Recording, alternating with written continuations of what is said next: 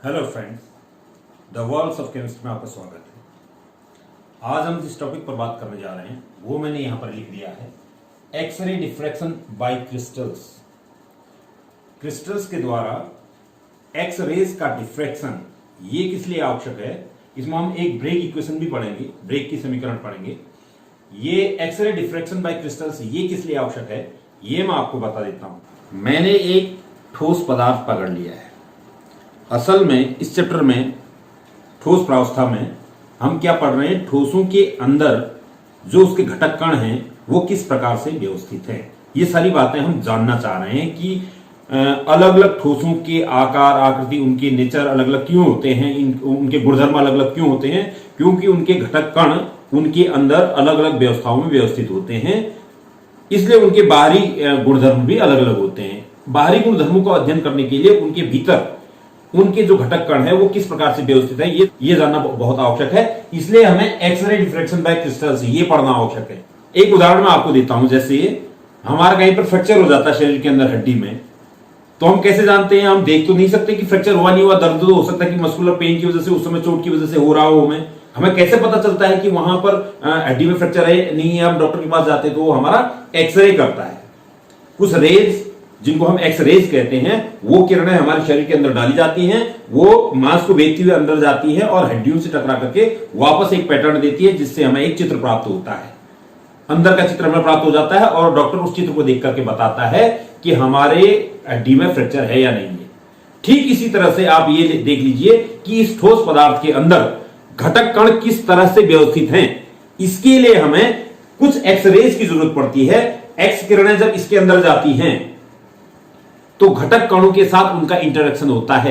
इसके अंदर जो घटक कणों की व्यवस्था उसके साथ इंटरेक्शन होता है, उसके बाद वो विवर्तित हो जाती है, वहां से रिफ्लेक्ट होकर के जब वो बाहर आती हैं तो एक पैटर्न प्राप्त होता है। उस पैटर्न को स्टडी करके हम जान सकते हैं कि एक्चुअली ठोस के अंदर अणुओं की, घटक कणों की, अणु या परमाणु या आयनु जो भी घटक कण है उन घटक कणों की क्या व्यवस्था है, कैसे वो व्यवस्थित है। इसलिए हम एक्सरे डिफ्रैक्शन बाय क्रिस्टल्स का अध्ययन करते हैं। थोड़ा सा किसी ठोस के अंदर घटक कणों की एक सामान्य व्यवस्था को समझने के लिए मैं आपको ये कहूंगा कि आप ये सोच लीजिए, बहुत सारे कंचे इकट्ठे कर लीजिए। आप छोटे छोटे जो खेलने वाले कंचे होते हैं, एक कंचे को आप एक घटक कण मान लीजिए। माना एक परमाणु है, वो कोई लोहे का टुकड़ा, लोहे का परमाणु है, या किसी भी चांदी का या सोने का, किसी भी धातु का या किसी अन्य ठोस का, क्योंकि हमने कल 4 प्रकार के ठोस पढ़े थे। किसी ठोस के अंदर जो घटक कण है उसको कंचा मानते हुए आप बहुत सारे कंचे ले लीजिए। एक कंचे को यहां पर रख दीजिए आप जमीन में, उसके बगल में दूसरे कंचे को, तीसरे कंचे को, चौथे कंचे को, इस तरह से कंचों की एक लाइन बना दिया आपने। एक लाइन बन गई, माना 5-6 कंचे आपने एक लाइन में रख दी। उसके बगल में एक दूसरी लाइन बना दीजिए, उसके बगल में फिर तीसरी लाइन बना दीजिए, फिर चौथी लाइन बना दीजिए। इस तरह से बहुत सारी लाइन बना देंगे आप, वो एक परत बन गई। अब दूसरी परत, चूंकि वो तो त्रिआयामी अरेंजमेंट है, जो त्रिआयामी रूप से वृद्धि हो रही है। एक कंचों को जब आप लाइन में लगा रहे हैं तो एक पंक्ति जब बन रही है तो वो एक डायरेक्शन में बढ़ रही है, फिर आप दूसरी लाइन लगा रहे हैं तो दूसरी डायरेक्शन में बढ़ रही है। अब तीसरी डायरेक्शन में करने के लिए आप उसके ऊपर ठीक ऐसी एक परत और बिछा रहे हैं, फिर उसके ऊपर एक परत और बिछा रहे हैं, फिर उसके ऊपर एक परत और बिछा रहे हैं। एक सामान्य रूप से आप ये सोच लीजिए कि किसी ठोस के अंदर जो घटक कण है वो इस तरह से व्यवस्थित है। कहने का मतलब है कि घटक कणों की बहुत सारी परतें हैं, लाइनों से जुड़ करके परतें बन रही हैं, एक परत और दूसरी परत। यहां पर एक बात महत्वपूर्ण है कि किसी क्रिस्टल के अंदर दो तलों के बीच की दूरी निश्चित होती है और ये एक्स किरणों के तरंगदैर्घ्य के क्रम की होती है। यह हमारे इस अध्ययन का मेन आधार है। किसी क्रिस्टल के अंदर किन्हीं दो तलों के बीच की दूरी निश्चित होती है और ये एक्स किरणों के तरंगदैर्घ्य के क्रम की होती है। किसी क्रिस्टल की संरचना ज्ञात करने के लिए एक्सरे विवर्तन विधि एक उत्तम विधि है।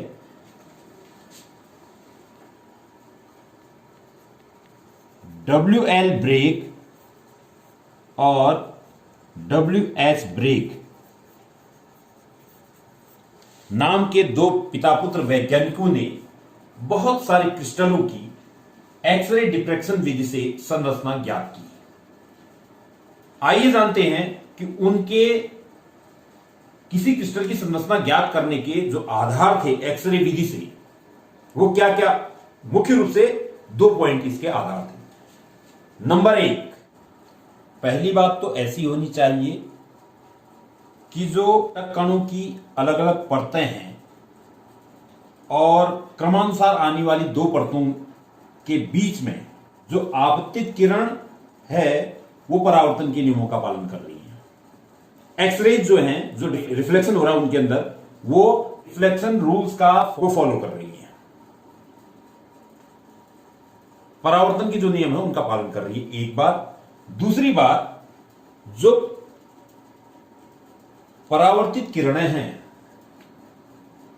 विभिन्न तलों के द्वारा जो परावर्तित किरणें हैं, वो किरणों का जो पाथ डिफरेंस है, पाथ डिफरेंस का मतलब 2 तलों के बीच की दूरी, वो एक्स किरण के तरंग दैर्ध्य के किसी पूर्णांक के क्रम की होती है। तब हम इस समीकरण का यूज करके किसी क्रिस्टल के अंदर की जो संरचना होती है उस संरचना को जान पाते। ये बिंदुओं से मैंने घटक कण दिखा रखे हैं। एक घटक कण, दूसरा घटक कण, तीसरा घटक कण, चौथा घटक कण, पांचवा, मतलब इस तरह से एक लाइन बनी हुई है। ये घटक कण मैंने दूर दूर रखे हैं। वास्तव में ठोस के अंदर इतने दूर दूर नहीं है। ठोस के अंदर तो बिल्कुल एक दूसरे से चिपके हुए घटक कण।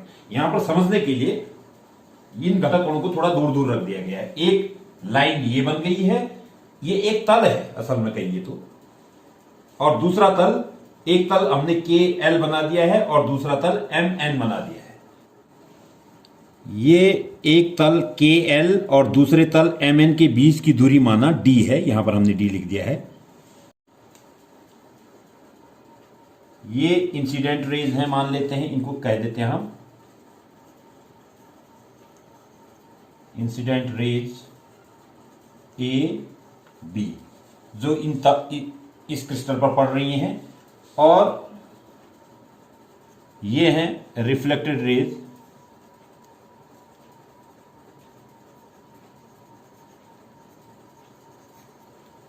C D. ये क्रिस्टल के तल हैं।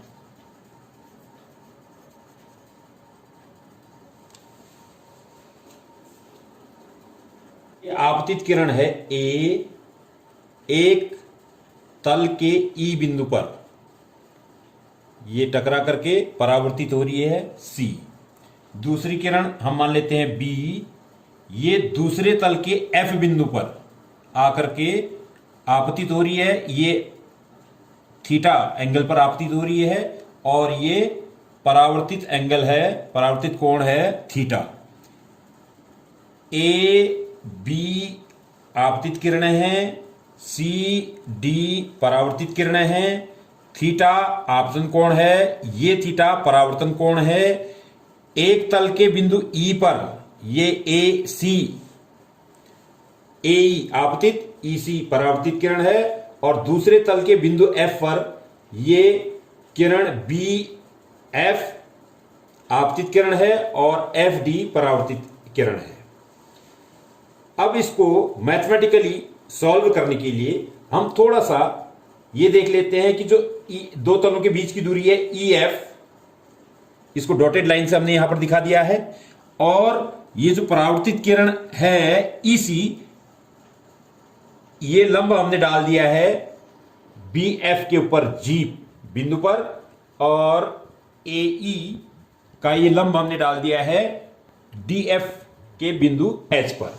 इस प्रकार से हमें 2 समकोण त्रिभुज प्राप्त हो रहे हैं। अगर आप गौर से देखें तो ई जी एफ